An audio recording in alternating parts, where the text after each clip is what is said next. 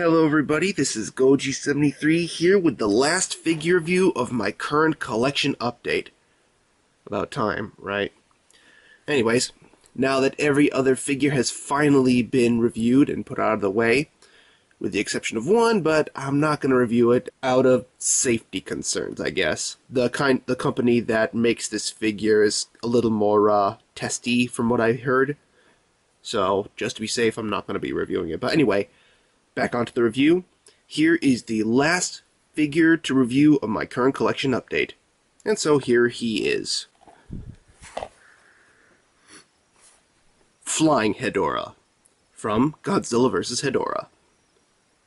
As for history, I'm sure everybody here knows about Godzilla, but if not, he appeared in the film Godzilla vs. Hedorah. This is one of the forms that Hedorah takes throughout the film, and that's just about it for history. He uses this whenever he needs to fly someplace.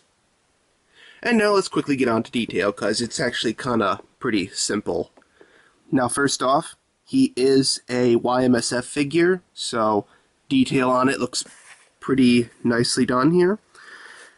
As far as paint job goes though, it's pretty minimal at best, because as you can see here, I hope my camera is picking up the lighting pretty nicely, is that his entire body is one solid gray color, with the exception of his eyes.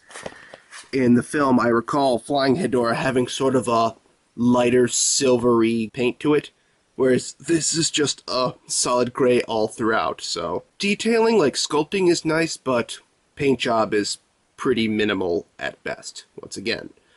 Now, as for articulation, however, as you just saw moments ago, it is a one solid piece, so there is no articulation on the figure whatsoever. Also, one last thing I forgot to mention before I move on to sizing.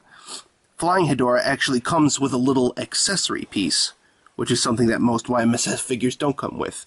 That accessory piece is a Godzilla. But you're wondering why he's in this particular pose. Well, the reason for that is because he's in this pose because this is supposed to reenact the scene where he gets carried by Hedorah in the film when Hedorah drops him into the pit. However, there's a little bit of inconsistencies between the two releases. You see, the Hedorah figure by Y-MSF, the flying one, there are actually two variants of it.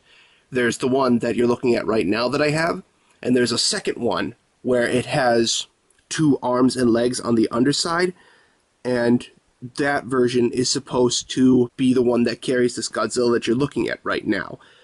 But unfortunately, I didn't get that one, so I got the normal flying variation, and I got this Godzilla as an accessory piece. And like the normal Flying Hedorah, I'm just going to quickly pull this side to show him out. He has no articulation, and he's all one solid color throughout, so he's mostly just a display piece or an accessory piece just to come with Hedorah, if you have the one with the arms and legs. So yeah, nothing really much to see here.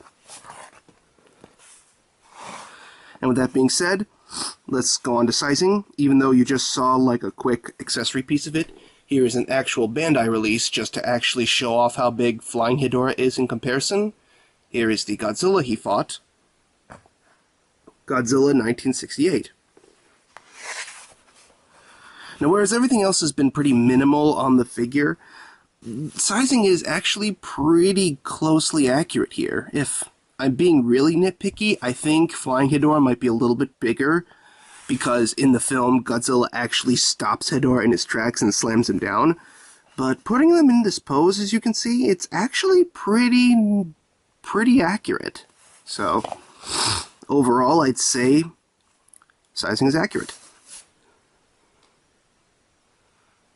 And even though he's pretty accurate to Godzilla, I will say that he's actually kind of big for his size, too, because just to pull him out, here's the normal Bandai Hedorah, just as a quick comparison between the two.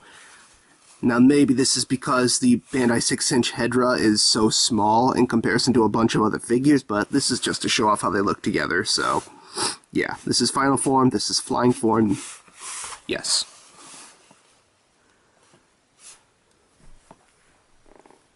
And so that's just about it for this review.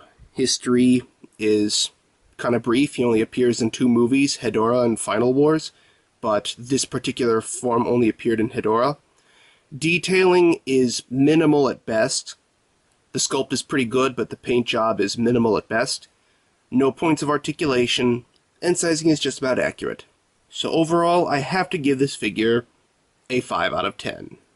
And I give it that score because, well, like I said a dozen times, I'm sure, throughout this review, everything about this figure is minimal at best. If you like Hedorah or are a completionist for figures, then I'd recommend getting this figure. But overall, he's really just more or less a display piece. There's not really much you can get out of it, regardless of which variation of him you pick up.